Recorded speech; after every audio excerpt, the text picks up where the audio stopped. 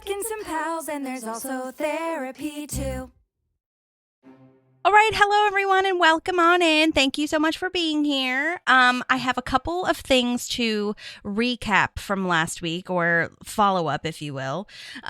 So last episode, we heard from Josh Breeding, who is the vegan store restaurant owner that Ron writes a really bad review for. And he said he had a mustache for the audition, and they asked him to shave it. And I was like, oh my God, I bet they asked him to shave it because if he had a mustache, he would have been friends with Ron. I didn't even think of that when I was listening to his voice memo. That's so funny and probably true. Yeah, totally. I wonder how big of a decision that is. I mean, I know if you're an actor and you really want a part, it's probably like, yeah, shave the. It's probably like shave the mustache, right? But it's like that seems like such a personal decision. Yeah, totally. I definitely think that I would just do it. If it's a mustache, you've grown it once, you can grow it again. Or grow it again. But anyway, I was just thinking that they probably needed everything to be opposite of Ron, so that's funny. Anyhow, okay, so the next thing I wanted to say was that the Eagleton and Pawnee wall was filmed at Lafayette Park in Los Angeles. This is the actual park that borders Pasadena and San Marino. So that was the park that was used for scenes showing the divided park between Pawnee and Eagleton with a temporary fence constructed for filming. So that's cool. I like that. It's like a real park that is split up into two. And then we've got the difference between the state park versus the national park. I had written that the ownership was a big deal. I know that I went on a big tangent of how the state park and the national park is like really different.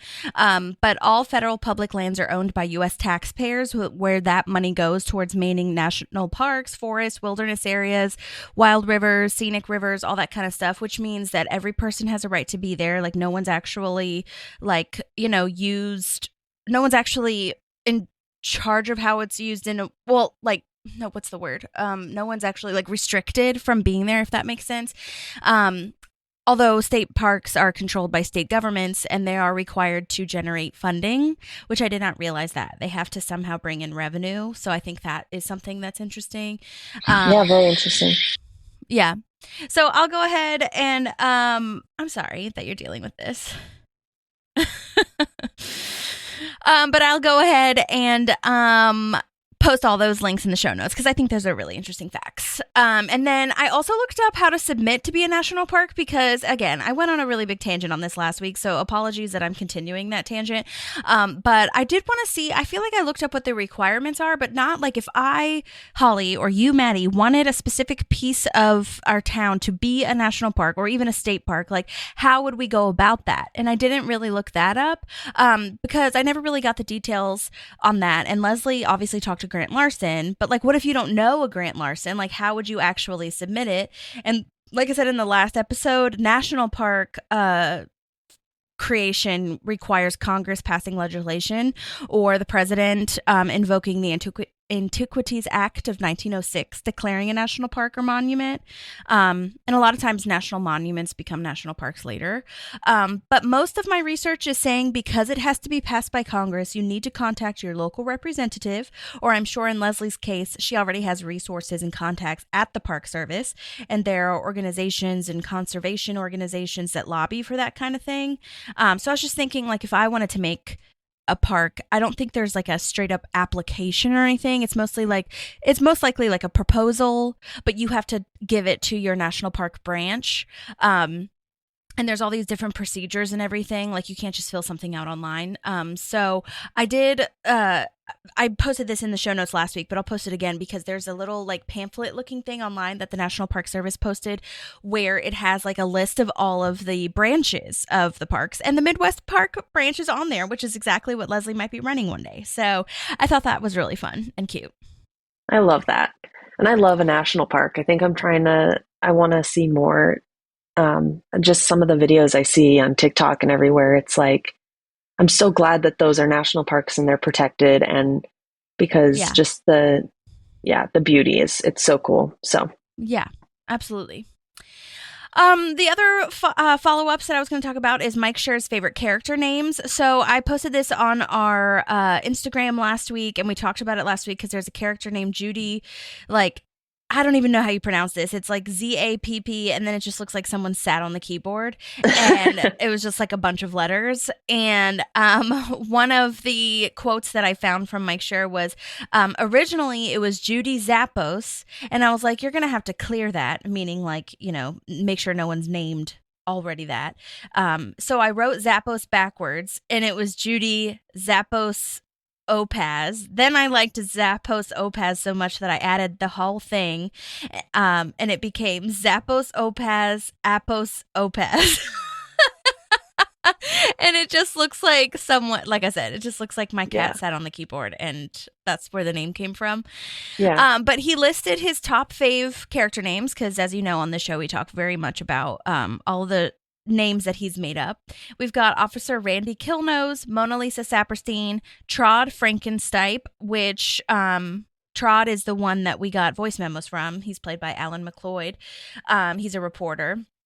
He's actually the one in last episode where he was like, "Nice try, prank queen. There's probably bees in there." That's Trod. And then let's see. Oh, Tyrion Fonzarelli, Tony Strunk Fuster, Gretzky Susan Pellegrino, which we talked about, the hyphenated Gretzky and Susan and everything. Yeah. Schur says he loves hyphenates and a lot of K sounds.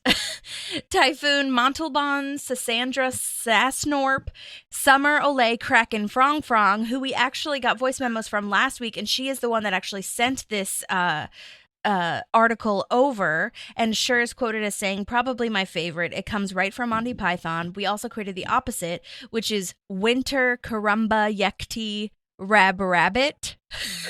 Because Summer is the first one, then we've got Winter, and then Frong is a last name, so like a frog, I guess, and then they use Rabbit as the last name. But oh my god, I just thought that was really interesting to get a peek into Mike Schur's mind and like weirdness. For real. Yeah, it's so crazy. Cool. It's crazy how many names are on there that aren't, like, it shows you how many characters they've created because there's so many names on there that aren't, most of them aren't recurring people. Right. Yeah, exactly. And yeah, shout out to Amber Friendly who sent that to us. She was one of the reporters in the last one that sent us voice memos. So yeah, that was really fun. Cool. Okay, so we've got Season 6, Episode 16, new slogan, original air date March 13th, 2014, written by Sam Means and Alan Yang. Alan Yang, of course, is Chang in Mouse Rat, and Sam Means is a writer and producer of Parks. He's written 2 episodes total, this one being his second. We first saw him in New Beginnings, which is when Leslie comes back to the Parks Department after the recall, and Ben gets pranked by the Parks Department. That's the episode that he wrote. He's also worked on a ton of things, just as a reminder. Girls Five Eva, Unbreakable Kimmy Schmidt, The Daily Show, so many things. So well done to Sam Means and Alan Yang. And then this was directed by Dean Holland, our favorite. If you're new here, he's the editor/director extraordinaire that also worked on The Office and a ton of other things in the Schurverse. So very excited to have this writer-director team. Good episode for it, too. Mm-hmm. Okay, I've got summary written whenever you're ready. Perfect. Okay. Leslie and Ben work on finding a new town slogan after the merger. Leslie struggles with deciding on the new job. Andy works on finding bands for the Unity concert, and April and Donna help Tom look for the perfect location for Tom's Bistro. Yay, Tom's Bistro. Can't believe we're there already. It's so I know. To see his I feel like trajectory. Yeah, and I feel like that always just pops up out of nowhere for me. The Tom's like, Bistro? I'm like, oh my gosh, we're already here. Because, you know, spoiler alert, he's like doing opening night on the Unity concert. Mm-hmm. And I think because the 7th season takes us into the future, the 6th season feels kind of like the end. Mm-hmm. And so when you hit the Unity concert, you're like, oh, this is kind of it. And so when you're like, oh gosh, he's starting Tom's Bistro, you're like, no, we're almost at the end. Yeah, I think I did the math. I can't remember the exact number, but I believe it's 12 more episodes, something like that. Crazy. Wow. Yeah. Wow. Okay, so we start this episode with Ben presenting the new Pawnee website to the Parks Department, which is so great. It looks really good, really organized. This online presence is a huge deal for cities and counties. So I don't think that, we had a website at all, I would venture to say, before he was city manager. So that's a really nice accomplishment for his role. It's streamlining rentals, parking tickets. You can apply for a business license, like so many great administrative tasks that you don't need to go in person anymore for. Which is going to make Ron so happy and probably a lot of other people happy. Yeah. And I think a lot of people, I know this from working in the title business, a lot of businesses only operate via postal mail or you have to come in person because they're small ass counties and they just don't have the capability, I guess, or they don't want to. They just don't want to add that. And so I think this is really good for Pawnee to be moving into the 21st century. Yeah, absolutely. Yeah, very necessary. And I also have to say, I would also be like, Peebo. I would be very focused on the panda. Totally. It's so cute. Oh my gosh. Yeah. Leslie says before this Peebo thing that the best part is they're putting up a poll so people can pick the new slogan, which is what this is all about. And then we get distracted by Peebo on the website. And apparently this web designer randomly put that up on the front page and Ben tries to play it off because it's distracting and he doesn't want people to just focus on that. But yeah, once we find out that the panda's name is Peebo, come on. And playing ping pong with your tail, that's so cute. Yeah. You can't not be excited about that. And I think there's, Ben mentions later, do we even need a slogan? It's okay to not have a slogan. And I think I look at sports and stuff like that, mascots are a big deal. You probably could have unified the town just with Peebo and had a suit made and everything. And people would have banded together to protect Peebo. If out of towners were you guys have a panda as your mascot, the whole town would have been you don't ever disrespect Peebo, So yeah, that's so true. There's unity in that.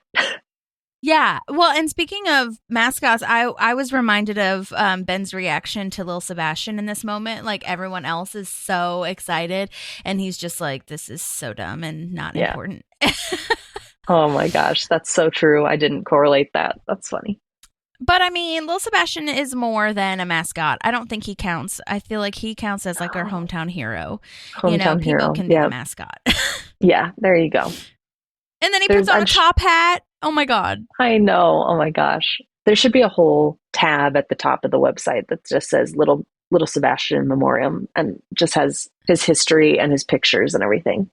Yeah, that's a great idea. Oh my gosh. Yes, the town would love that. I think that you're right, though. Yeah, if we could just unify over Peebo and have Peebo at all the basketball games and farmers market, that would be really nice. Yeah, agreed. That's so funny. And then I love that Ron compliments him, but just on the panda game, nothing else. Well done. Yeah, well done on the panda, Ben. And I know this is semantics, but I do want to say that a lot of towns have, or a lot of the places that the things that he's talking about can be done, like taxes and stuff, are mostly on a county website, not necessarily a city website. But I do think there are city websites, so it's really just semantics. But I just wanted to point that out, that I wonder if they have a county website too, like a Wamapoke County, because you have to pay, a lot of times you have to pay county taxes and city taxes. So just curious. Yeah. But who cares? Because Peebo's here. So fuck taxes. Yeah. Fuck taxes because Peebo. Yes. Love okay. Side note, Indiana's official motto is the Crossroads of America. I had to look that up since we're talking about slogans, reflecting its central location and transportation to hub status. But its tourism slogan has recently shifted to the In Indiana campaign, featuring variations like more to discover in Indiana, what all is in there, like hospitality, local pride, that kind of stuff. So I thought that was fascinating. Yeah. Is the in capitalized? Yeah. IN? Yeah. For the state. That's cool. In space Indiana, but I still think it would be cool if they did do the, just had one word, Indiana, and then had the I and the N capitalized. That would be cool too. Yeah, maybe that's what you meant, but no, it's technically 2 words. Oh yeah, no, I knew it was the 2 words. I just, I was like, okay, that's clever that they capitalized the. Yeah. And had their little, abbreviation. Yeah. Yeah. Shout out to Indiana, by the way, now that we're talking about Indiana as a state, for winning the college championship for Oh, the well first time done. ever. Yeah. Oh my Indiana-versary. God. Hoosiers. How exciting. Oh my Yeah, God. nice Leslie would be so connection here. excited. She would be. Yeah, because she has that honorary speech later on Oh my God. at that school. So I thought worth mentioning. Absolutely it is. Oh my God. So great. Oh my gosh. Yeah. Love that. Do you know what Arizona's motto is at all? I actually looked up several cities' mottos. Oh yeah. I looked up crazy, like weirdest, but I also looked up Fredericksburg, Oh, okay. Boston, Phoenix, and then Peoria, where I grew up. And I knew Peoria's. I just totally forgot that was our slogan. So Phoenix, we're Valley of the Sun. Okay, cute. Boston has kind of like adopted a second one since we lived there, to Boston Strong, but the original was Boston Never Gets Old, to kind of commemorate like the Freedom Walk and everything, all the history that's happened there. Fredericksburg is where it all comes together. And Peoria is Will It Play in Peoria? And there's actually a little bit of a cool story around that. Peoria, Illinois, was back in the day, could not tell you the time frame, if they wanted to put something, like try to start putting something on Broadway, or they wanted to have a play go to Chicago, or like they wanted to know if a show would make it, they would start in Peoria, because I guess the critics were pretty brutal, or like that was a pretty good consensus of if it was going to be popular or not. But that's always like a story, if you live there. That's cool. Yeah, and it's close to Chicago where all the theater is, so that would make sense. Yeah. So okay, cool. I know Virginia's is Virginia for Lovers, which I know a lot of people know that already. But I think every time we go on a road trip and we see that sign, we're always like, what does that mean again? Why is it there? And I always look it up, and I was reminded that it's because we have everything. And it's like, we love beaches, we love mountains, we love, recreation, we love state parks, national, like we have everything here, I feel. Yeah. So that's like where that came from, apparently. I think it was obviously, they all are, but like a heavy tourism slogan to get people to come here, because we really do have kind of everything you could want. Like we have cities, we have country, we have like everything, which many states do, let's be real. But I do feel like, and I every time I meet someone from Virginia, it's like, oh my God, which I know, again, a lot of people do that. But there's something special when I meet another Virginian that I'm like, oh my God, we really are for lovers, because we just like love each other, and we love that we're from Virginia together. Yeah. Aww. So that's kind of funny. Well, That's cool. good. That's good to know about all that information. I did not know about Fredericksburg. So Yeah. I have a couple of the other town ones that are super weird. I just picked a couple. There's Fruta, Colorado, is home of Mike the Headless Chicken. Oh my gosh. Okay. Yeah. So before Little Sebastian passed, they could have been home of Little Sebastian. Yeah. Youngstown, Ohio is Murder Town, USA. Oh God. Yay. Terrible. Yeah. Forestville, California is Poison Oak, capital of the world. Yeah. Okay. This one makes me laugh. It's Gettysburg, South Dakota, where the battle wasn't. That one is good. Yeah. Not that Gettysburg. Not that. Yeah. You're in the wrong one if you came for history. Yeah. So those are the ones I thought were worth mentioning here. Oh my God. That is so funny. I love that. Yeah. Yay. Okay, cool. You learn something new every day. You do. So Andy is mad because he's been driving all over Indiana looking for bands to play the Unity concert, and he says he's got nothing to show for it except 4 car accidents. Ooh, I have insurance. I have never clocked that line.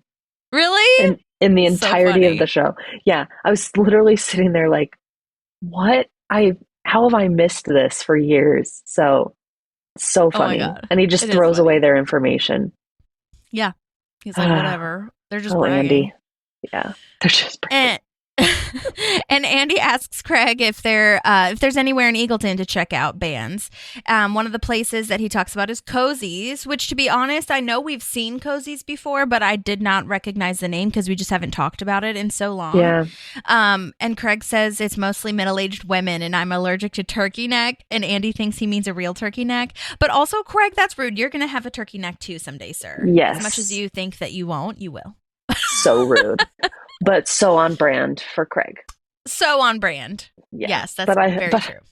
I love that Andy just says, we should share a turkey sometime. Yeah, exactly. It's so sincerely.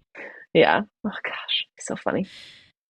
I'm sure you saw this too, but Craig's nameplate changes in this episode. First, it's Craig Middlebrooks on his desk, and then when Tom is giving Donna and April their presents, his nameplate says Craig Tolbert. And I think Middlebrooks is what we eventually end up with. That's what's on IMDb. So I don't know why they changed that or how. I don't know. The set design must have, or whoever's in charge of continuity must have forgotten that. But that's so okay. I mean, interesting. it's not mega noticeable. It's just like for the freaks like us that are just like pinpointing every detail. Yeah. That's so interesting. It is. Yeah. Because I don't think I think we end up with Middlebrooks. I really do think that. Yeah. I also think that because that's the only name I recognize for him. Yeah. Yeah.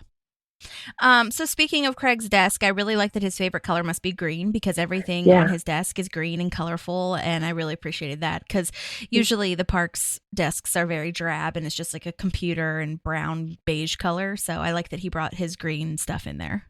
I agree. I did say that I wasn't sure that green was not the color I would have picked for him. At least not that shade of green. It's a pretty bright green. Yeah, that's fair. Yeah. So, but yes, I did like that he made it personal and put it on there. Yeah. It helps. I have a pink keyboard now, and it's so, like, that sounds so weird, but it really helps your mindset, I feel, to have, like, colorful things on your desk. Oh, yeah. I love having it kind of just like everything is white or blue. Like, even like I have these little stress balls that I have at work, and they're blue. My laptop pad is blue. Yeah, it's just nice you walk in and it feels like a vibe, you know? Yes, absolutely. So true. Okay, so then we get Grant Larson meeting Leslie at JJ's, which is so precious. And of course, she has a huge binder of questions about the job that he offered her last episode. And it's so sweet that Grant actually goes through all of them and says, like, I think I got them all. And it's also so sweet that... Oh, Lord, she has another binder, and he already guessed what it's called. More questions about the job. Yeah. I think this is a huge testament to how much he wants Leslie, because if I'm thinking about hiring someone, like it's a whole process, like, and you have a whole ass job to do on the side of this process of hiring someone. And like, questions are good. It's always good to ask questions. But like, if there's a binder of like 48 of them and it's like, I have to sit down and answer those, it's like, I'm so sorry. I'm sure you're going to be a great employee, but I don't got time for this. So I think it's a huge testament to how much he wants Leslie. I think Leslie also would thrive in the job market of 2025, 2026, because now they're asking you when you apply to jobs to literally do a project, which, by the way, is fucked up. And I do not say that you should be doing that. I just think Leslie already does that, so she would thrive in that. I've had many people go, this job market's fucking insane. They'll be like, yeah, do this project that's going to take like a couple of hours, maybe like a week or something. We want to see if you can actually do the job before we give you the job. And I'm like, but you're not paying me. And I'm doing the work. What the fuck? And it's not most of the time. I mean, sometimes it's like a real job or real project, and sometimes it's just like this made up project. But I'm just like, that is the most messed up thing I've ever heard in my entire life. Yeah. But at the same time, that's also, I mean, but oh God, don't get me started. That's what auditions are. So I don't know what to tell you. It's all bad. It's all bad. Nothing's perfect. Nothing's great. But anyway, yes, it definitely seems like Leslie would already have been doing that. Yeah. I wanted to point out that this is a new waitress. I don't know if they wanted to replace her or something, but she calls this waitress Marta. And I was like, what? No, there was a Martha. Like back when Jen Barkley bought the espresso machine or Yeah. cappuccino machine or whatever the fuck for JJ's. And we actually talked to Martha for the it's the episode. I went back through my emails and IMDb, and it's Campaign Shakeup back in season 4. Her name is Anna Ray Octay. She's amazing. If you guys watch Loot right now on Apple TV Plus with Maya Rudolph, you've seen her in that as well, because she has a recurring role in that. Nice. But I was like, what? Where is Anna Ray? Why don't you bring her back? No offense to this lovely lady in this episode. I'm so sorry. But I was just like, what? Why? And why? But so maybe they called her Marta and not Martha on purpose. Maybe that's her daughter in the Parks and Rec canon or something. I don't know. But I also love that they just picked a name that is just as close as you can get. Right. But anyhow, I thought that was weird because they didn't bring back people, or they usually bring back people, but it's okay. Yeah. I mean, it's not okay. But. Interesting. I really love this joke too when she says that this job is basically like Springsteen pulling up Courtney Cox, and she says 1 minute you're just a regular girl in the crowd, and the next minute you're dancing 10 feet away from freaking, and then there's a pause because you think she's going to say Springsteen, but she says Max Weinberg, which by the way is the drummer, so it's still amazing for those of you who didn't know. But I love that joke. I think it's really smart. It is a very smart joke. It also, I think, is very Leslie, because I don't think she'd be her favorite would necessarily be the headliner, the guy, the head of the band, you know? Interesting. The lead singer. Yeah. Also, side note, Max Weinberg was the band leader for Conan. So obviously that's not like, you know, in the Parks and Rec lore, but they could have also mentioned him for that too. I don't know. That's true. That's true. Because he's famous. I mean, in his own right. Okay, so yes, just a reminder that she could be running a branch of the National Park Service. And last episode, we talked about how I really loved that the door wasn't completely closed when she says, like, I can think of a million reasons not to take it. Because I think with Leslie, there was the option to just say no and close the door and just go from there. So I really like that we're following up on that this could still be a real possibility and letting the audience know that it still could happen. I think that was really important for me. Yeah, I agree. And I love how they did it through this episode. Is like she internalizes her reasons why, and slowly as we make it through the episode, she shares little pieces. I really related to that because oftentimes if I'm struggling with the decision, I'm not like word vomiting everything at one time. I have to attack one thing at a time. And so it's like really nice that she, you know, she's like, oh no, yeah, like my, you know, I'm going ahead a little bit when she's talking to Ben. She's like, yeah, no, it's totally fine. She's thinking through it. And then she shares a little bit more. Yeah. And then when that has a check next to it, she shares more. So I really loved that, like, very realistic process around it for her too. Yeah, totally. Because it's a big deal. I mean, this is a dream job. I mean, she has many dream jobs, which I love that we're learning, because like she thought city council was her dream job, and now this is presented. She's like, oh my God, that could be a dream too, which just all circles back to that like one episode where we were like, sometimes you just got to dream different. It's not always dream bigger, but it's dream different. And sometimes it is dream bigger, and you're so stuck in the box that you're like, I can't go further than that. Or like, you know, you just get really stuck in what you think could happen, which is really scary. So I totally get that. Yeah. So then we learn that, or we have this moment where Leslie learns that a lot of this job is the admin, like logistical planning, delegating, overseeing, not the actual manual labor that she's used to, and not paperwork. Yeah, I hate paperwork. I hardly ever do it on my bed on a Saturday night while listening to Old Spice Girls CDs. So funny. I love that. That is so funny. So now Tom is meeting with Donna and April to discuss properties for the restaurant, for Tom's Bistro. Yep. I love that we're bringing back Donna's realty business, Regal Meagle. So good. Yes. And I love that, like, April's hopped into this. I don't know how, but I'm here for it. Like, maybe Tom just wanted a blatant, you know, or somebody who's going to be honest. Yeah. And I mean, in a way, she kind of was involved in the selling of, or well, it doesn't actually get sold to these people, but when Donna does the Ron's Cabin thing, like April was very good at figuring out like who and what kind of sellers and buyers we're looking into. So I don't know if that was a piece of it, but I also think it's just because April and Tom and Donna have all become work proximity associates. So, so yeah.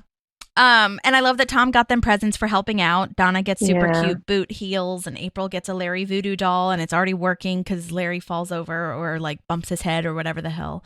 Oh, Larry. Oh, yeah. Just like, I didn't even do anything. I know. You can read my mind.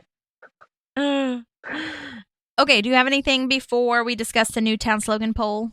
No. Okay, so we're discussing this new poll, talking about how slogans help with tourism and basically the brand of a town, which we kind of already touched on. The slogans that we're choosing from are "You Pawnee to visit us," "Storied past, bright future," "The city that beats." Is that really what does that mean? No idea. It's spelled BEATS. Yeah. It feels real here. Interesting.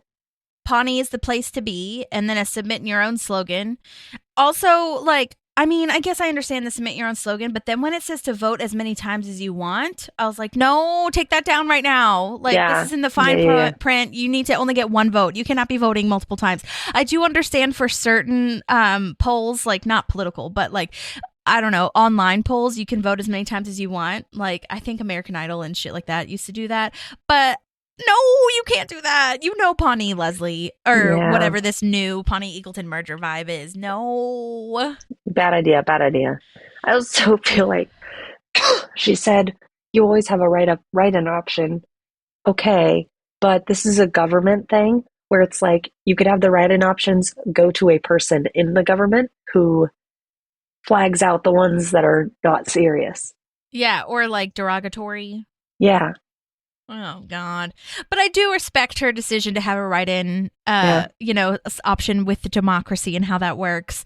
I think my favorite, Pawnee's the place to be. I think that's my favorite. I don't know. I like Story that one. Past Bright Future. I understand what she's trying to do. Like, point us towards, like, we had a really tough past, but we're trying to, get over it. Or not get over it, but, like, make reparations and all that kind of stuff. But I don't know. I just like Pawnee's the place to be. It's simple. It's cute. I don't know. Yeah, I like that one too, but I think my favorite is the one they end up going with. Oh, yeah, definitely. Out of these options, If that other one, when you're here, then you're home, is they don't even need to have, I'm jumping ahead. They don't even need to have the then. You can just say when you're here, you're home. When you're home. Yeah, just to put a comma. Listen, right. Holly, they had enough problems with the grammar around that 100%. Whole thing. Don't try to have them take an article out. Oh, my God. Yeah. But I would have been fine with Storied Past, Bright Future if that was what we decided to go with. Yeah. It's not Welcome to Douche Nation. Oh my God. Exactly. Also, I looked up Glenwater, Florida, and one of the first things that pops up is this slogan. It's real. The town where almost half the crime happens is in the Walmart parking lot. It's Florida. It doesn't surprise me. It's so Florida. Oh my God. Yeah. I'm sorry, Florida residents. Yeah, well, okay, this is a side tangent a little bit, but it links back, is we watch live PD and like cops and stuff, and 75% of the time they're in Florida or they're in Ohio, which we just saw the Murder Town, USA. Mm-hmm. So yeah, tough stuff. Yeah. Hope everyone's safe. It's tough. Yeah. We wish you all the best. Yeah.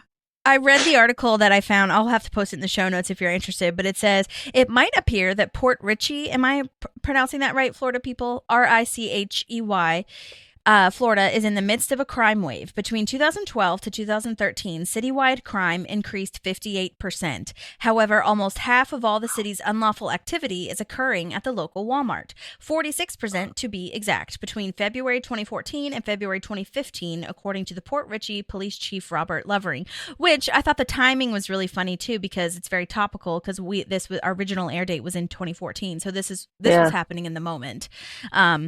I bet it was on the news too, of course. That's insane. That's quite an uptick. Yes. Wow. Double yikes. Yeah. So Ben says the great thing about the website is that it can do the work for us, so we can just sit back and take it easy. But of course, we're going to sit forward and take it hard. Because she wants to go the opposite way, like we were talking about. Yeah. She feels like she might never be able to do, the logistical, not logistical. She might not be able to do the manual labor like she usually does. So she wants to get into the nitty gritty and really get her hands dirty. And so she's like, no, we're not going to sit back. And poor Ben is just like, oh, okay, what do you mean? Why? Yeah. Why? Which starts a terrible chain of events because she wants to do a press tour to campaign for the town slogan. And I gotta be honest, like, of course, Leslie, I understand, and this is hilarious, of course, but the whole slogan debacle would have never happened if it wasn't for you going on this press tour talking to Douche Nation on your press junket. Yeah. If you would have just left it, one of these very viable options would have survived. Or if it was written in, it's like nobody would have paid that much attention to it. You know what I mean? We just drew so much attention to it. But this is the Leslie way. There's a lot of times on this show, we should have tallied as we were watching, where she makes things worse because she wants to go talk to somebody on a radio show or a talk show about it. Or a town forum. Or public forum, rather. Yeah. Okay. So we're visiting restaurants, and Tom really likes this old sushi place, but it's $9,000 a month, which is way over budget. And April also points out that it's really far from work. And Tom is like, well, hopefully it will become a full-time job and I won't even be at City Hall anyway. And you can see that April takes that really hard, and she is starting to realize that Tom's not going to be there eventually. Yeah. And I think that really bums her out. Yeah. Yeah, I think that they've all become very close, and as they've grown, like the show's done such a great job with character development with April and Tom. Yeah. So, seeing them, they're going to miss each other. I think that's really sweet. I know, me too. And I was like, well, wait, why wasn't she like this with Rent-A-Swag? Because she knew that Rent-A-Swag, like, he was wanting that to be his full-time job, and she didn't get as sentimental. But I also feel like, and I don't know if they did this on purpose, I feel like this time it's different because now we've proven that he can be successful and that City Hall is not his end goal. Like, Rent-A-Swag was really successful. He's been doing a lot of other entrepreneurial work within the Parks Department, whereas maybe we weren't really sure because before Rent-A-Swag was Entertainment 720. So it's like, are you really going to be back from City Hall? Like, he'll be back. Yeah. It's fine. But now it's like, oh, this is real. You know what I mean? Yeah, I think you're completely right. Like, April saw, okay, it's an actual thing where he will be completely out at some point. I think they've also just grown closer too. Yeah. So that's true. Yeah. And if Tom's not there, yeah, that's like, who else is left? And then it's Donna, which will be nice, but it's still a bummer when you have a coworker that you've become like fond of and then they leave. Yeah. So true. So now Leslie is interviewing with Perd. I love his honesty that at the end he's like, my interest level is medium. Oh, Perd. Like, I don't care about this all the way. Yeah. Oh my God. I'm here to be here. I love that Joan is here and she thinks that she's the one being interviewed. Juan Calamozo is how she wants to rebrand herself. Yeah. It means flower. I think it means John. It means John. Leslie's delivery there is so funny. It's just like, I think it's just like so matter of fact. It's really good. Yeah. And then this is where we get to the boiling point where Ira or beginning of the boiling point, I guess I should say, Crazy Ira and the douche are here. They aren't even on the radio and they keep their radio personalities / sound effects. And I thought that was a really funny detail too. Yeah. Oh yeah. What a show. And they do have a very professional and insightful question about bringing the town together. And Leslie's in shock, as is the audience. And then immediately we lose it. And that gets lost with show us your boobs. Oh, dear. I feel like we got a little snippet of that when Anne was thinking about using the douche for surrogacy. Mm-hmm. Like, where he would be able to be really, like, smart and talk about something, and then he'd completely ruin it. There's such whiplash. Yeah. Totally. Well, so now we're at Cozy's, which is exciting. We get to see Andy discover Mr. Duke Silver. Yes. And yay, getting to see Duke Silver again. So fun. I love this. The MC's back. Everyone's back. I do have a deleted scene that I wanted to share because I don't understand what this is. It's like he calls Duke Silver a different name, and I don't really understand it, but I wanted to share it. We have a new performer on stage with us tonight, so put your hands together for Mr. Demetrius Midnight. Thank you, fine people of Danville, Illinois. My name is Demetrius Midnight. That name was given to me by Zeus himself after we did battle on Mount Olympus. I blew him away with my horn, and his voice boomed across the heavens, "You shall henceforth be known as Demetrius, god of jazz." Now why don't you let me show you all what I showed him.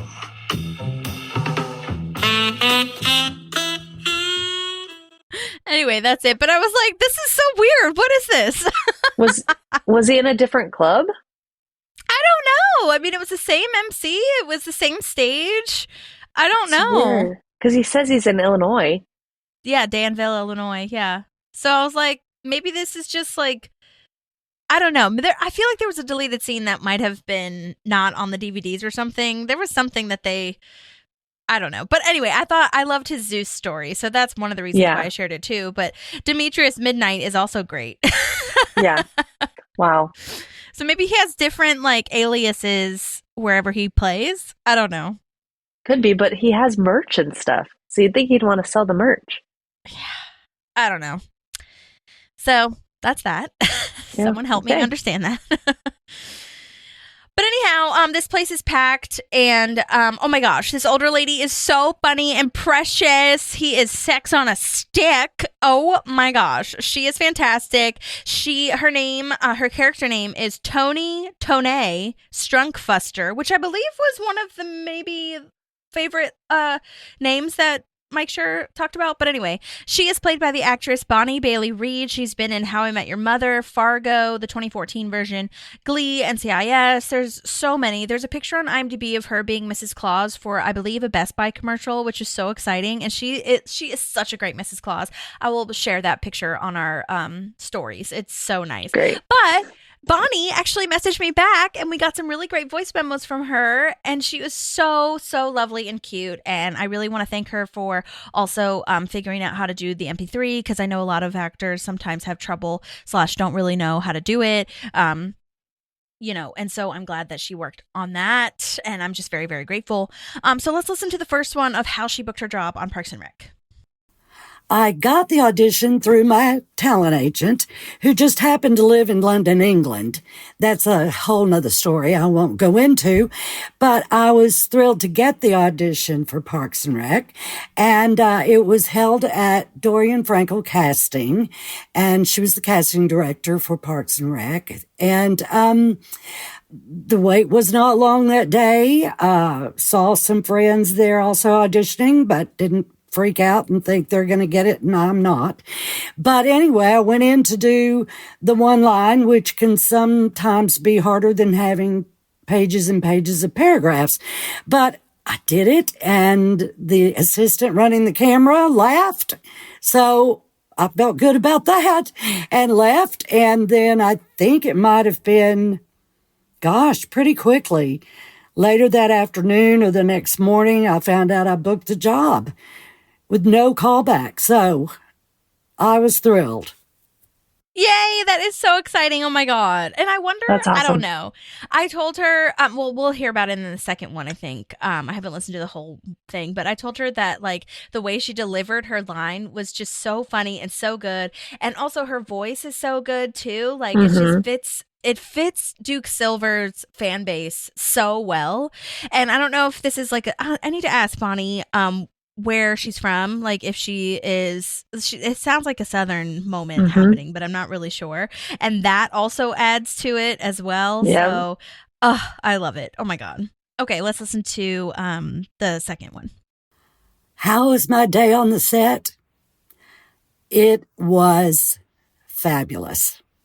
It was truly one of the best experiences on a set in my career, and that's saying something since I've been doing this for 50 years, 50. And it was wonderful. We shot on location right in the heart of Hollywood at an old lounge bar, cool looking place on Vine Street near Hollywood Boulevard. And when I got there, they'd already been shooting during that day. With a lot of the background actresses were already in the bar watching, and they'd been shooting, the band playing and, Ron Swanson's performance. And so, there was a break because it was time for them to put me where I was supposed to sit at a table with some ladies, and met the director. He was so nice. His name was Dean Holland. And he just told me to, where I would be sitting when Chris Pratt then came in and sat, kind of crisscross from me. And I think we did one quick rehearsal to run through it, and with his lines and mine, and then we shot it. And I think it only took a couple of takes, and then he shot some more group crowd scenes of all of us ladies crazy and whooping up over, the band and him, and how wonderful and sexy Ron was, and it was just great. So then the best part of the day, though, was after we wrapped, and because we were on location, they had to bring us from where we, the home base, where we left our cars and, went to wardrobe and hair and all that. We had to take a van, and I was leaving the bar and walking with some people out to the van, and Nick Offerman came up to me on purpose. I mean, he had to kind of run to catch up with me. And he said, Bonnie, I just wanted to thank you for working with us today. It was just so wonderful. You did a great job. And he even put his arm around my shoulder for a second, and he was so sincere and so sweet. And that hardly ever happens, you guys, on a set like this. That's a long-running series. They're all like family to each other. The person coming in, especially with one line, really is just kind of a stranger for that day. But, I hadn't met Nick during the day at all. I didn't have lines with him or anything. And they had him up there working on his, with the band and everything. So, of course, I got to meet Chris Pratt. He was a darling person as well, very easy to work with, a very warm person and easy to act with. And, but to have Nick run up like that to make a point when we hadn't even met, it bowled me over. It really still does to this day. I just think he is one of the finest human beings on earth. Like I say, that doesn't happen very often on a set like that. And I had a really bad experience just a couple of weeks prior to that on another huge popular series at the time, and was not treated well at all. Very much like a second-class citizen. So for this to happen, it really, really meant the world to me. And I'll never forget it. Oh my God, Bonnie. That is so beautiful. So sweet. That warms my heart so much. We've heard so many things like that from Nick Offerman, or about Nick Offerman. Josh Breeding, who I talked about, had the mustache, the vegan restaurant store owner, said the same thing, that he was super nice and talkative and was helping him, guide him along on what to do in the scene and all these things. Oh my gosh, that's so nice. And yeah, she's right. That's not a thing. In a lot of, sets, there are people that, don't make eye contact with this person. We really don't like when this person's touched, all that kind of shit. And so I'm so glad that was not the case on Parks, or at least not from your scene person. So, oh my God, that's so nice. I know. Well, I feel like they're people. Yeah. Just like we're people. Mm-hmm. And it's really nice when they treat you like people, like you're a person with them, you're right? Human. Rather than I'm up here and you're not here. Yeah. So yeah, absolutely. That's really nice. The hierarchy. Yeah, I mean, this all goes back to Mike Schur's, I think, mantra of no assholes on his sets. I mean, that's it. Oh, that's so nice. Okay, let's listen to, I asked about her delivery of the line. Like I said, I just was so impressed with her. So let's listen to what she had to say about that. how did I come up with the delivery of my one line? It was easy because it was written just the way I talk. It was like something I would have said 100 times in my life.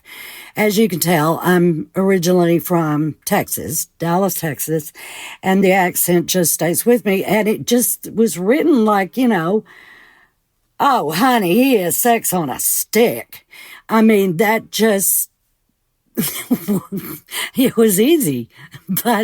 And then it was really a compliment that the director didn't change it. He didn't tell me to do anything different with it. And so that felt great too. It was fun. But thank you for liking it. I appreciate it. Oh my God, I'm obsessed with her. I know, she's awesome. Okay, thank you for letting us know that you're from Texas. I knew it. Yeah. I mean, maybe not Texas. I didn't know that, but I knew it was Southern. I knew the South, yeah. That twang adds so much character and so sexy. I love it so much. Okay. It really does. Yeah, that's awesome. So I asked if she had anything else to promote / anything else she'd like to talk about, and let's listen to that one. I can't really think of anything else to tell you about the day or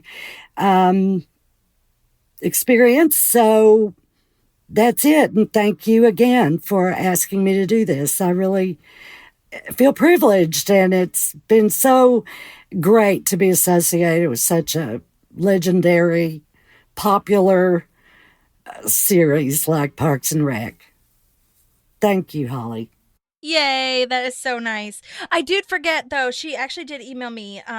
She didn't put this in her voice memos. She said, I don't have anything coming up this year, but I did film a fun episode of NCIS last year. It's season 22, episode 17, Killer Instinct.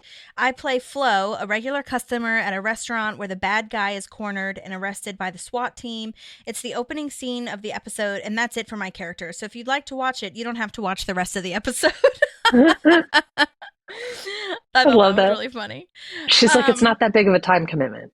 Oh, yeah, exactly. I always tell that to the guests when I send them the link of the episode that they were on. I'm always like telling them exactly when it starts. So I'm like, if you don't want to listen to the whole thing, that's totally fine. Just here's your part.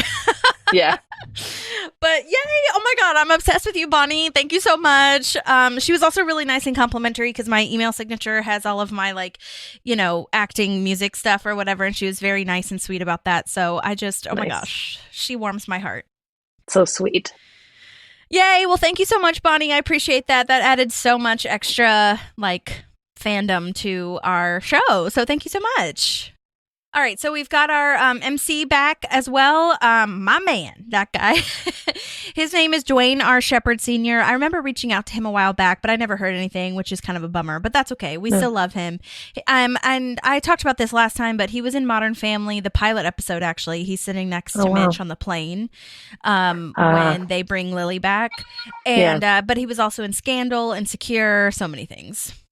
Nice. I'm also wondering, how did this stay secret for so long? I feel like, he did a really good job. Obviously, we had to put some trust in April and Tom because they know, but, that's so crazy. Yeah. That Leslie doesn't know. You know what I mean? No, I know. Yeah. But I think... Wild. Yeah. I think it's important that Leslie doesn't know. Yeah, I kind of agree. She would go off the rails with it. Yeah, I think it was I think they did a great job strategically choosing who was going to know. And I think there's something later, right, where we see Andy and April interact that, not in this episode, but that she knew and he didn't. And oh, yeah. I think it is. I think it's actually maybe at the Unity concert or something. I don't remember, but yeah. Could be. But he's so happy that she kept it, Absolutely. I think there's that beautiful piece of it too, that he's not pissed at her for keeping Ron's secret, She's like, he's like, it's so cool. I found out on my own, and he got that special. So, yeah. Yeah. Oh, and I had also written that City Hall people would never go to Eagleton. So it kind of makes sense, I guess, if that's where he's playing. You know what I mean? Yeah. So. So true. So Ben says the poll was a huge success, but what's leading is Welcome to Douche Nation. And that's the pickle we're in right now.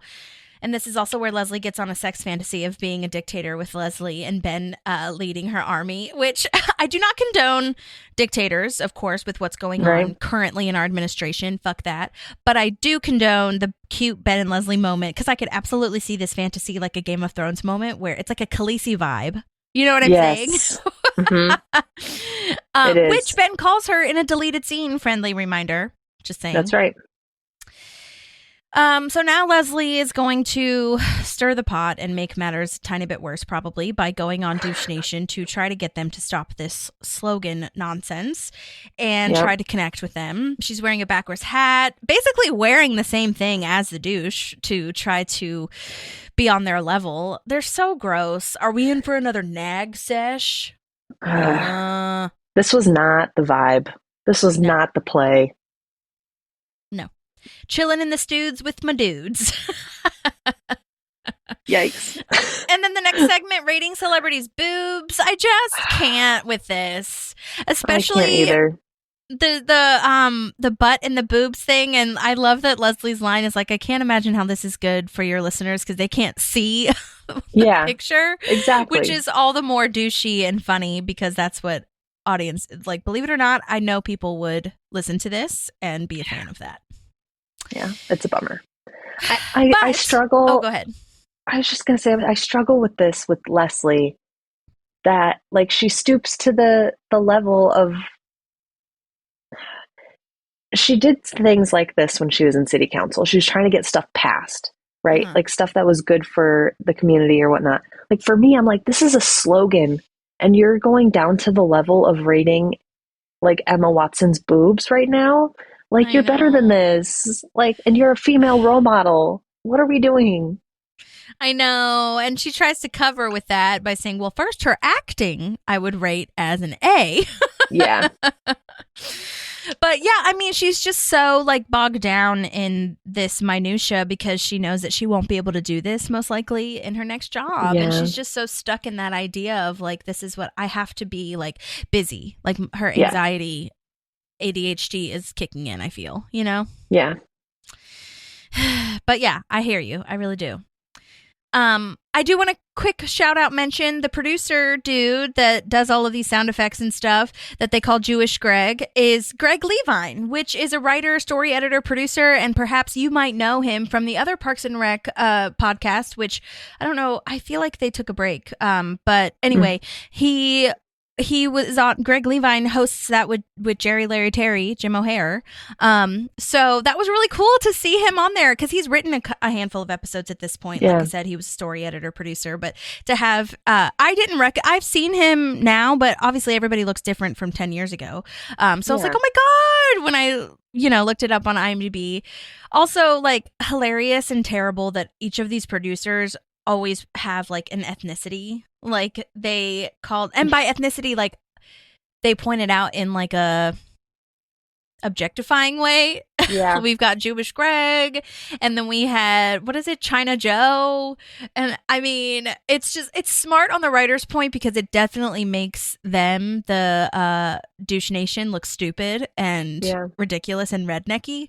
But yeah, it's just great job to Greg Levine. I love his like non-facial expressions. Yeah.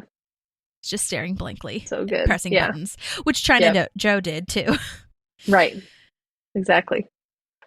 It's the whole vibe. Okay, so side note, during the press junket, the posters have the city's website as PawneeIndiana.com, but then when Leslie is on Crazy Ira and the Douche's radio show, the Douche tells listeners to go to PawneeCity.gov to vote. So I think there's a bit of confusion on that front, but that's okay. Yep. It's fine. It's totally fine. This is where Andy approaches Ron about Duke Silver, and oh my gosh, we see the door shut, Leslie's gift of this little remote control door shutting, and I feel like we haven't seen that in a while. Now you know it's serious. No, yeah. It's very serious, and I love that he has the power to just do it. Yeah. But Ron, you should have let Andy talk first and get out all of his bad ideas, because Andy thinks he has a twin brother, and that's really cute of Andy or dumb of Andy, but also like cute dumb. It's predictable, is to me, why Ron shouldn't have spoken. Correct. Like, there's a big chance Andy doesn't actually know that you're Duke Silver. Right. 100%. So, oh gosh. But Andy figures it out because they both say the truths at the same time, or Ron says his truth at the same time. And Andy thinks he's really, this part is really sweet where Andy thinks he's really good and he's like really complimentary to Ron and is like, yeah, but you should play the Unity concert because you're like such a good musician and this is so nice. And Ron's just not ready yet though. Yeah, not yet. As we wrap up, they remind people to write in the new slogan as we wrap up the radio show. And Leslie says they should vote for another slogan. And then she tries to play it off by saying, I don't give a fart, bros. Yeah. Also, I love that. I love this little dynamic between Ben and Leslie here when Leslie is like, I almost pulled that off. And Ben's like, no, you didn't. No. The audience agrees with Ben too, because we're just like, nope, that wasn't going anywhere ever. That was not worth it. Stooping to their level never works, like you just said. Yeah. Unless maybe you're an undercover cop or something. But that is not the vibe here. That was never going to solve anything. No, yeah. And I really I appreciate Ben being like just immediately saying no. It didn't do what you wanted it to do. Because that's important for her to know. Right. Yeah. I also, the Lesbo Baggins. Oh my God. So funny, so awful. Yeah, so funny, so awful. But a great nerd call out to the Lord of the Rings. Totally. So now we get to Ron throwing away his saxophone, which is really sad. I hate witnessing this. Me too. He wants to end his music career, but Andy's like, no, you can't quit. I also feel like this is super dramatic for Ron. I know. Like, impulse thought and immediate movement. Like, I don't know. Yeah. As a musician, my mom threw away my violin when I was like 9, threw away, set it next to the dumpster. Not the dumpster, our trash can. Yeah. Because I was consistently refusing to practice. And I was like, it's fine. I'll be fine by the next lesson because I wanted to be out playing with my friends. Right. And my mom was like, well, if you're not going to play it, like, and you're not going to take this seriously, then we just don't need to play it anymore. And I'm going to take it back. And I was devastated. Wow. So like for Ron to put this in the trash, like devastation. Like, I felt devastated for him. And for me, that's why I was like, you're being so dramatic right now. Because that's such a big decision. Like, because I think even those of us who like are like, I don't really play anymore. Our instrument is still in our house. We still play it when we can. You don't just get rid of it. So I had a very emotional response to this. Totally. Well, yeah. And you think about it, he's been a part of this this is a part of him for so long. I wonder if he thinks like now that Andy knows it's over. You know what I mean? Like people are going to find out, so I got to hide it. But no, you're right. And to build on the drama, I love his little hand movement. May you rest in jazz. The delivery of that line is just perfection. I know. It's so good. It's so, so good. And, there's like this funny little continuity error. It doesn't really matter, but his sax case is in 2 different places. Like first it's in the middle when he throws it away.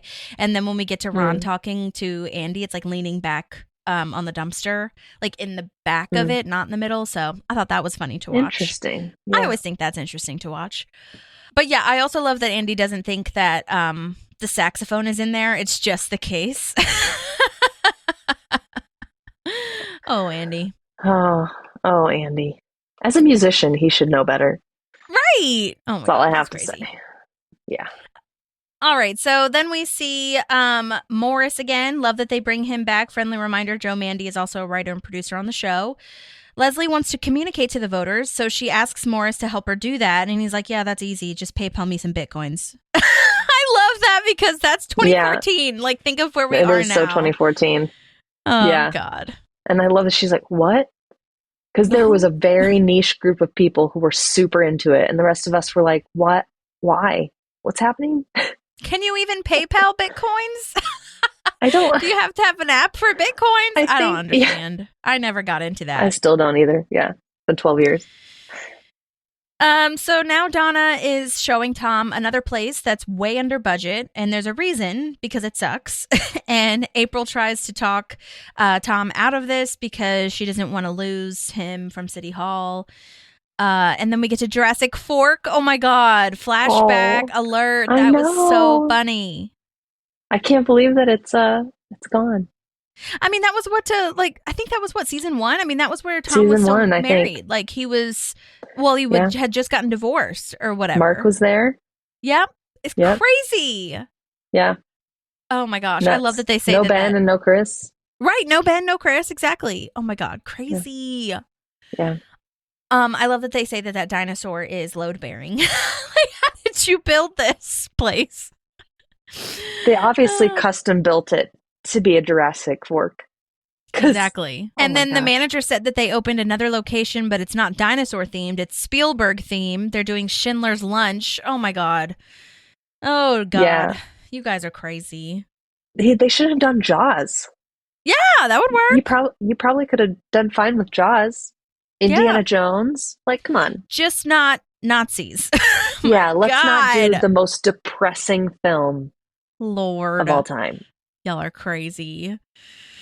This Great character's music, name. This character's name is Tim Gemmersting, and he is played by Jeffrey Hutchinson. He's been in War of the Worlds, Changeling, a lot of other really cool things. He does not have any contact info, so I'm not sure if he's still in the acting world, but he was super fun, and I love his line, again, about the dinosaur being load-bearing, because that's a really important line to me. It is. I Hilarious. agree. Yeah, because there's no hope for this place for Tom. I think, that just solidifies it. There's no hope of this being what you want it to be. Yeah, and Tom's super bummed about it, and he's like, maybe this wasn't Yeah. meant to be. Like, I should just give up. I was a little frustrated because that wasn't the only. Oh yeah, it was him and Ron. Where I'm like, why is everybody just like throwing in the towel like so quickly? And while Leslie's over here taking everybody else's energy to fight for something that she shouldn't be fighting for. Yeah. But funny. yeah, I was just like, Tom, like this is something that's important to you. Like, what's going on? Like that you would give up so easily. Yeah, I know. I guess, I guess he's just trusting Donna because if there's really no place to have Tom's Bistro, then no brick and mortar, then what are we even doing here? But yeah, I would have thought that Tom could have maybe, I don't know, he would have come up with an idea to maybe have it be in like another part of town or something or whatever. But yeah, he's sad. Yeah. So Ben calls Leslie on what she did, which was write a really nice email to each person voted for the Stick Up Your Butt slogan, which is the new winning slogan. And then hackers got mad about this invasion of privacy, and they defaced Peebo. No, it's awful. He has penis hat. Yeah, and there's a bunch of like devil Leslies. Oh no. Leslie, you knew better. You knew better to not reach out to these people, you crazy. Which now... the thing that could have unified everybody has been defaced. Yeah. Now it's ruined. And Leslie's done this before. She's reached out to people during the bowling thing. Like, when has this ever worked for you? Never. It's never worked for her. But, I mean, I get it. I've been in that position too, where I'm like, let me just try it one more time and maybe it'll work this time. Yeah. Fair. IT is fixing the website, so it's down now. And Leslie says, you know what? Everything the website used to do, I will do. Send them to me. I'll handle it personally. And Ben's like, what the F is even happening with you? And she finally tells Ben that, this new job is mostly big picture planning. She won't be as hands-on if she takes this new job, and she's going to miss that very much. So she's trying to squeeze it all in now and, goes into panic mode a little bit. Yeah. Which makes sense because I feel like that accomplishment, that sense of like checking something off your list and doing it yourself, like gave her and gives her such purpose. So without that, it really is, this idea of what am I without this hard work? Because that's all she's known for her entire career, I feel. Yeah. Yeah. And it's been a long time. Oh, sorry, go ahead. I was just going to say, she's been in this position a long time, right? It's not like she started in the parks department and then moved up to the next level, and then moved up to the next level, and then moved up to the next level, right? Like, she's been doing this work for a long time. So it's going to be much harder to break the habit of getting to do this. Yeah, absolutely. And I also feel like there's that portion of the purpose, but then there's the other portion of, like, last episode we talked to Ron about how she enjoys this challenge. Like, it is kind of a passion of hers to be challenged in this, you know, getting your hands dirty way and the nitty gritty and the nuts and bolts of stuff. And then, I mean, I love this scene later on. I'm jumping ahead, but the scene where, like, the last portion of it is like it's fear at the end of the day of, like, what if I'm not even good at the, like, delegating part of it, because that is something that she struggles with. And to have the thing that she struggles with be the main portion of your next job, like, that is scary. Yeah. So, but Ben suggests to practice with the slogan thing and let someone else run the public forum and see how it really feels to delegate and see if you can handle it. I think that's a really good idea. That's also great advice. Yeah, I think it pays forward to when Leslie says, like, practice what it would be like to run for Ben. This is later in the series, obviously, jumping ahead. But, like, practice what it would be like to run and not run for office and see, like, how that feels. And I think that's good advice if you have that option to you, to, like, see what how your body reacts to this and how your mind reacts to actually putting that into practice. Sometimes it's not always logical because you can't really practice in real time, but this is a really good way here anyway. Like, it's a good example that you can kind of practice before you get into the actual job itself. Yeah. And then Larry's the only one in the office, so she has to give this delegation to him, and she's like, oh God, I would have never started this sentence. which it's good, because Ben brings up a good point. If you can delegate to Larry and handle it, like, that's exactly right, then you're fine. Yep. You know? Also, I do feel like Leslie is not thinking big picture here, because I do think that once she starts, she can probably pick a few things that she can do, like, you know, be hands-on with.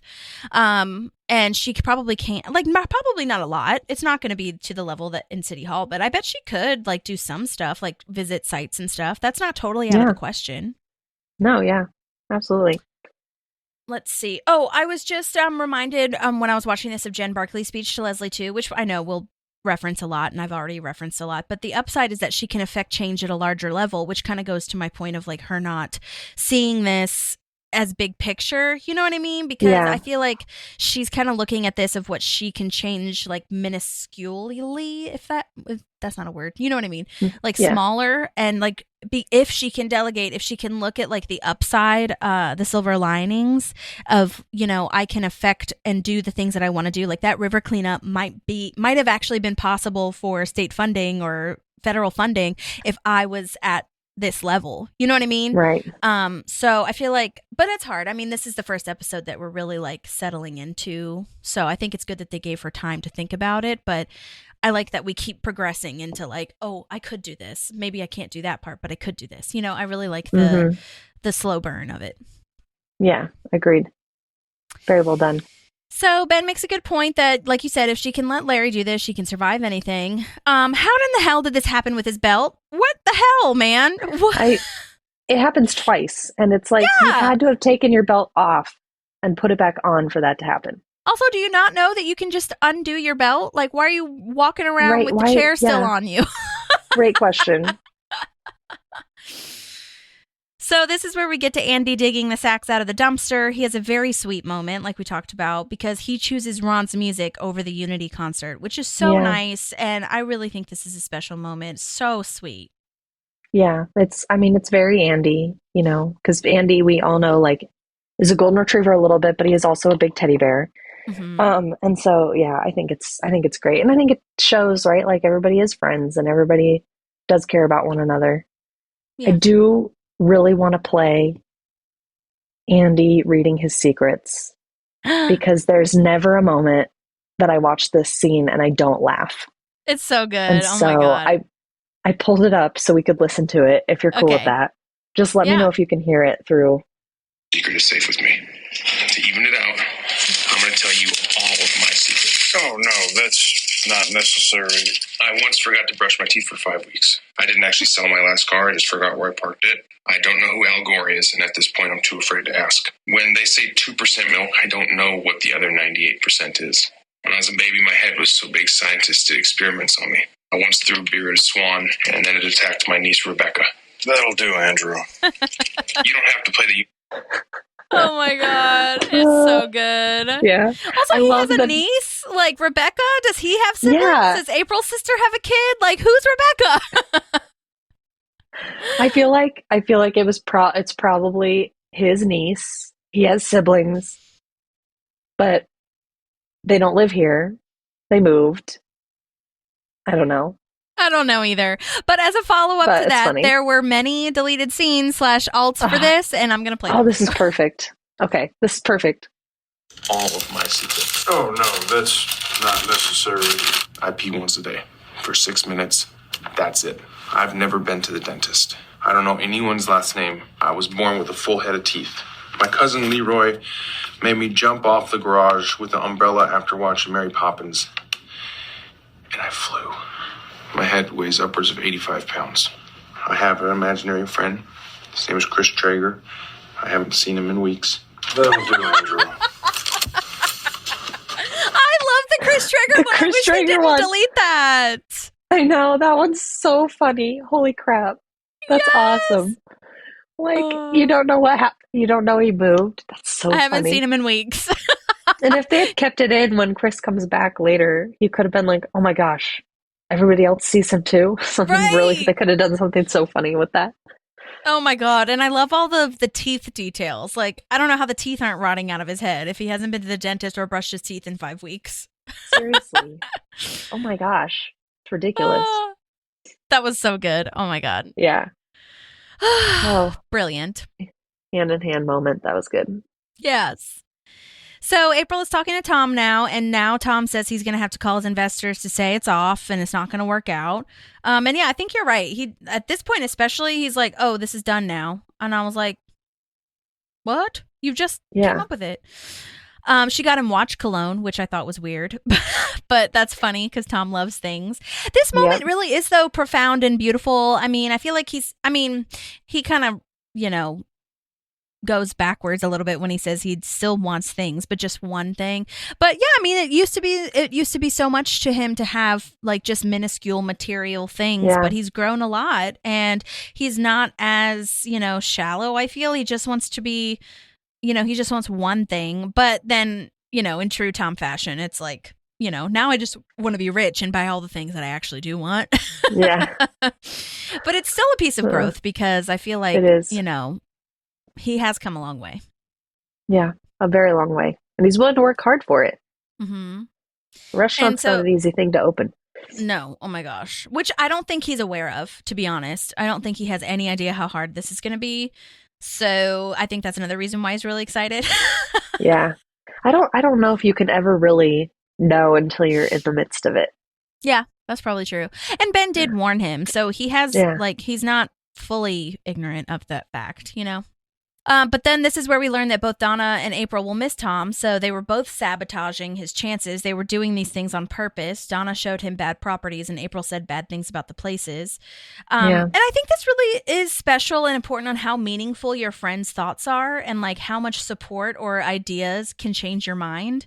Like, I think the fact that April said that those places weren't great, like, really convinced Tom in a way. Like, they were really influencing him to say, like, okay, maybe I will pack it up, because that's kind of what gives me reason to believe that Tom gave up more easily than before, because now he has these friends that are just like a little closer / hold more sway over him. Yeah. He values their opinion for sure. Mm-hmm. So back at the forum, Larry's running things. Leslie can't even say the 100% in charge line. 100% in charge. Our chanting man is back, which is so exciting. Jeffrey Merkel is this actor's name. He sent in awesome voice memos a long time ago when we, first ran into him. He's been in a lot of episodes, which is so nice. His character name is now Chance Frenham, which is new which I think it had changed like a couple times ago when we saw him. But at the very beginning of the series, his IMDb name was just Chanting Man or something like this, like very vague. So I'm so glad that he got a character name. And he wants the slogan to be home of Cracker after his fish, the orangest fish in Indiana. Oh, Lord. This is like the time machine, like what we would put in the time machine, which is, again, what Jeffrey Merkel was in. Yeah. Like one of the episodes that he was in. So I was like, oh, God, here we go again. Classic. Oh, yeah. I remember Pawnee. that. Classic Pawnee. Then we've got the Lurpus dude, Herman Lurpus to be exact, our pawn shop owner / worker fella, played by the actor Richard Birch, who even needs a slogan with him flipping off the picture, I guess, is his idea. Oh boy. Also, like, I don't know. When I'm watching this, I'm like, stupid douche nation. Like, get out of here. You want to live in a place with that as your slogan, the stick up your butt? Like, that would be good for you. I understand that, like, it's not maturity or anything like that we're going off of. But I'm just like, that's what you want to hang your hat on. Okay. They're like 13-year-old boys. Yeah. They like think it's funny. And they don't realize the impact it's going to have, but they should. Right. You know? Right. Well, if I was Ben, if I was a city manager and that really did get picked, I would never put on any signs. No, there's no way. That's why I'm saying you have to have somebody regulating the write-ins. Yeah. I don't know. That's hard because then that like breaches democracy in a way. I don't know. It's hard. Yeah. But then we get an angel who says that what we're all thinking, like, this is going to go on every fucking sign in town. Like, come on, what are we doing? And she's like, I think it should be something real. When you're here, then you're home, which is so good. So nice. This character's name is Erica, and she's played by Samantha Sloyan, who is an actress, producer, and has been in 21 episodes of Grey's Anatomy. Amazing. I think by the time, let's see, Dr. Penelope Blake was her character name for those who love Grey's. She was in it from 2015 to 2019. She started right after Parks. And I think I had stopped watching it by then, but that's awesome. That's really cool. Yeah. She's also been in 7 episodes of The Pitt on HBO, which Amy Poehler is actually a huge fan of. We just started that. Stuff. Yeah, it's really good. I haven't finished it, but I think I'm like 3 or 4 episodes in. I've been on the heated rivalry train. Okay, I've seen so many posts about that. I have no idea what that is. Oh my God. It's about these 2 hockey stars that are gay and they're lovers and their love is so pure and it's so good. It's based off of a book. It's only 6 episodes. I will say the first couple episodes are very sexy, a lot of sex scenes. But then it gets into like the romance portion of it, which like you still see. But oh my God, it's so beautiful. Their love is so beautiful.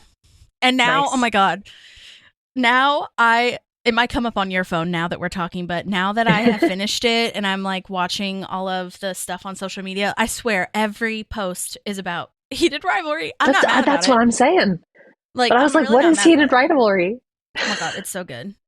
And also what's really like what's making that it's so popular on social media in addition to the show, which is so good, is that the 2 main characters are like BFFs and they have really good promo / like social media presence, being friends. Good chemistry and stuff. Their chemistry just like bleeds over into real life and everyone's just so obsessed with that.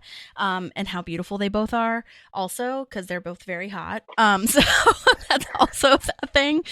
Also, it's a Canadian production, which like we talked about, we love you, Canada. Thank you so much for all of your gifts to us. Yes. We're sorry. But anyway, yeah, we're sorry. But yeah, so back to Samantha Sloyan. She is also in The Fall of the House of Usher, The Morning Show, Minx, a billion other cool things. So well done to her. And I'm so glad that they wrote this character in because thank God we have a savior. She spelled than wrong though. She spelled the word wrong, which is cute that she even comes with a poster. So that's nice. Yeah. She tried. But then another gal comes in to point out this mistake, but she makes it wrong again and spells your wrong. Yeah. Yikes. It's hard to watch. Yes, it really is. It really, truly is. So this gal's character name is Brenda, and she's played by Devin Sidell, and she went to Princeton, by the way, so well done on Princeton. Okay. She's been in a ton of things. The OC, and I also hope I said her name right. Sidell. Sidell? Okay, I'm so sorry, Devin. Sidell sounds right. Okay. She's been on the OC, which I looked it up, and it looks like she was in 2 episodes of season 2, which I definitely was a huge fan of the OC at that point. And I don't remember her exact role, so I got to go back and watch that. Her quote, though, when I Googled which episode she was in, she played a character called Abigail Stevens, and Abigail Stevens says, "I was saying that what's happening in Kashmir just shows us ... And then Summer Roberts, the very cute, I forgot her real name in real life, but Rachel Bilson. Yes, Rachel Bilson. Thank you. Yeah. She's like, I know pashminas this season were so cute. I don't go anywhere without my cashmere purse. So I think Abigail Stevens, aka Devin's role, was like a well-versed, intelligent, intellectual person, and then Summer Roberts was like, oh my Wait, God. how many episodes was she in? 2. Yeah, okay. So maybe not who I'm thinking of. Yeah, because I looked up pictures, and I couldn't find any pictures of her on set or whatever. But I'm probably just missing it. But anyhow, she's also been in Brooklyn Nine-Nine, The Last of Us Part 2, Jimmy Kimmel. She's also done some podcast work, one called Video Palace, which is a podcast series. She's also a writer and producer, and she was nice enough to send us some voice memos. I should have led with that, but I wanted to get her credits and everything first. So let's listen to the first one. I got my job on Parks and Rec through an audition with Dorian Frankel and Sibby Kirchgessner. I read the sides for the role that I ended up booking, but all the women there in the room, in the audition room, were reading both sets of sides. We were reading the sides for the woman who corrects the grammar incorrectly and the sides for the woman who creates the sign, which was kind of cool. And they were seeing sort of who fit what. It was very funny because I used to tutor students in English and in grammar. So I loved the character who was messing up the grammar. And I love that I ultimately got that part. Some of my former students were laughing and thought it was so funny. My day on set was awesome. The fact that I got to work in the big room with the community meetings, the Pawnee community meeting room, was so cool. Amy Poehler was lovely. She basically did this lovely speech at the beginning and introduced everyone and talked about how glad she was to have people there. And it felt like such a welcoming environment. And it was so fun to watch Amy and Adam and Jim do all kinds of improv and try and ad-libs and stuff like that. Unfortunately, I didn't get to interact with them too much outside of the scenes, except for the amazing intro that Amy gave. Oh my gosh, that is so great to hear. We love Amy Poehler. Oh my gosh. Oh yeah. What a fun universe, like turn of events for that you were a grammar/English teacher. And so you ended up getting that. And that's really cool about the 2 different roles. I would not have known about the 2 different, people do that for sure. But I think that's cool that they were just kind of trying to mix and match the roles. So that's really cool information. I love that. Yeah, that's awesome. That seems smart. Yeah. Too. A smart way to do that. Okay, let's listen to the second one. I currently have a movie out called Love Danielle. It's based on my own personal story of having a BRCA1 gene mutation, but it is a comedy. You can follow me at devin.sidell on Instagram. Yeah, okay, so I said it right. Sidell. Sidell. Okay, great, Devin. Thank you so much. I should have listened to that voice memo first, but I never do because I like reacting to the voice messages. But yeah. Yay. Okay, great. I would love to watch that. What did she say? Love Danielle? Okay, I'm going to put that in the show notes so that people can watch it. And I'll obviously tag her on Instagram and everything. Thank you for being so succinct and having such great energy in those voice memos. That was so fun. Oh my God. I love hearing from people that were on the show. It's my favorite. Yeah, it's awesome. I love the full circle we get sometimes too of like so many people say the same thing. So, it's like true. Authentic. Yeah. Yeah, and like I said with the universe grammar thing, I love how confident Devin's character is that like she's right. Like, oops, you misspelled it, but I'll fix it. I got this. Yeah, I got it. She's so wrong. Wrong. He was so wrong. I just love also Amy Poehler off to the side. Oh, she's making it worse. She's making it worse. I know. I love that too. The whole she's getting further away. This would drive me so crazy. But I don't know. Maybe I'm just whatever. I feel like it's within her rights to fix this. I think it's that's fine. I think that this one little thing, like, is that like eating a bite of cake and then you're led to eat the whole pie? Like, you know what I mean? Yeah. I think she's fine to fix that. I agree. I don't think she necessarily needs to say anything in the meeting. Like, let them feel power over them choosing the slogan and, just fix it like she does. Like, fix it for the sign. Like, right. There's no way we should be putting something that, that's going to look so much worse. Right. If you're like, we allowed the grammar problems to be posted. Yeah. And since she's the one that in the Midwest branch would be like overseeing it, doesn't the buck stop with her anyway? So she would need to be doing this at the new job anyway. I feel. Yeah. Quality control. Yep. Quality control.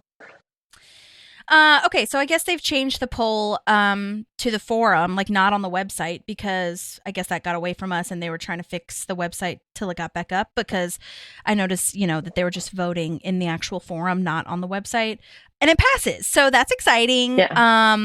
They brought Jewish Joe with them, Douche Nation, and I was waiting for a sound effect to come on because he has his laptop with him.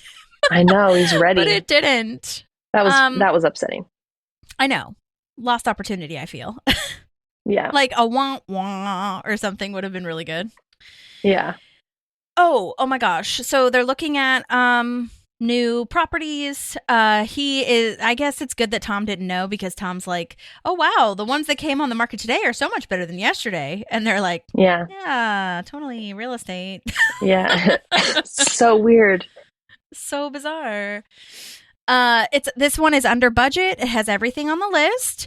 And again, with the friends influencing and supporting your decision, April says really nice things because Tom's kind of on the fence. And I think that helps Tom, lock it down. And it's close to City Hall, so he'll keep a table open for them. And I think that is really sweet and so important. Yeah. Warms my heart. And then we're finally getting to presenting the slogan, where Yvonne Jourdain is the actor who plays Councilman Hauser, which, side note, we interviewed him for a full episode a long time ago. I think it was, obviously, was it last year or the year before? I don't know. I'll post that in the show notes because he's one of my fave guest actors, too. He is so sweet. This is his second to last episode. He'll come back next season for Ron and Jamie, which that will be a really fun episode to get to review. So great. Oh, yeah. Friendly reminder, also, he's been in 19 episodes. Isn't that crazy? Wow. Wild. Wow. So I wrote him an email to see if there was anything specific that he remembers about this day on set. And he responded with, Happy New Year. I hope you're having a fantastic beginning to 2026. I do remember that shoot. We actually shot that in a park in, I believe it was Northridge, California. I can't remember the name of the park. We were nowhere near the lot. That I do remember, because I had said maybe it was like close to the studio so that, you didn't have to travel far. So that was a nice detail that he said they were not close to the studio at all. Since you've seen, he was asking me about the episodes that he was in where Leslie bumps his arm out of excitement and spills his coffee by bumping his arm, when she's like, I just really like it when you like me, or whatever. I get really excited when you like me. He wanted to know what episode that he was in, which, by the way, that was the filibuster episode. Still this season. I feel like that was ages ago, but that was this season. Oh, yeah. You're right. Wild. Holy crap. I know. We've come so far, I feel, in what we're doing with our lives. Not us. I mean, yes, us too, but yes, yeah. So all the mistakes on the sign get fixed, except for now it's in the wrong place and it's welcoming you as you're leaving, which honestly, great writing there, because that's just cherry on top. Yeah, and that shouldn't have had to be her to catch that. Right. Yeah, totally.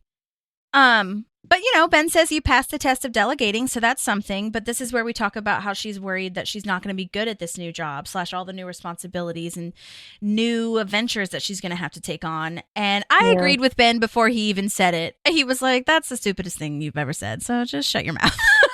Yeah. I thought that was a really cute dynamic, because he says it so nicely, and you've got to just shut up because you're Yeah. so good. And so matter-of-factly he says it, Yeah, and his tone so. is so cute. Yeah. I love it. Then we get to Alerpus coming by and not knowing if he's leaving or entering because they've been driving around in circles with the sign being in the wrong place. And I'm like, Lerpus, you live there. You live here, Lorna. yeah.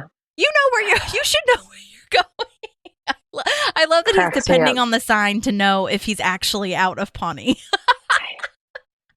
That's such a problem. Oh my God, that's so funny. Uh, Well, did you have any other notes? no, that was it. Awesome. Okay. Well, thank you so much to everyone who sent in voice memos. Those were truly fantastic. I'm so glad that we got a chance to hear the behind the scenes because it just warms my heart so much. One of these days, maybe we'll get a chance to interact with Nick Offerman and ask him how he keeps that positive attitude all the time. And I think for him, it just might be like gratitude. Like he loves what he does. You know what I mean? Yeah. Yeah. But anyway. Well, thank you guys again for listening. Don't forget to rate, review, subscribe. And thank you so much for everything. We hope you're all doing okay. For those in the eastern side, we're about to get snow. So hopefully everyone stays safe on that front. And also to the people of Minneapolis, I'm really proud of you. And I want to cry just thinking about how strong you are because fuck ICE. And I will die on that hill. Fuck them. And I'm really proud of Minneapolis, and I just wanted to shout them out. I don't know if we have any listeners here from them, but the whole world needs to know that Minneapolis is strong. That's all I have to say. Yeah, and we stand with you. Absolutely. Not with the government. Fuck it. Fuck them. Okay. Yeah. Well, we love you all very much. Please let us know again if you have any questions, and we'll talk to you soon. Okay. Yeah. Talk to you next time. Bye.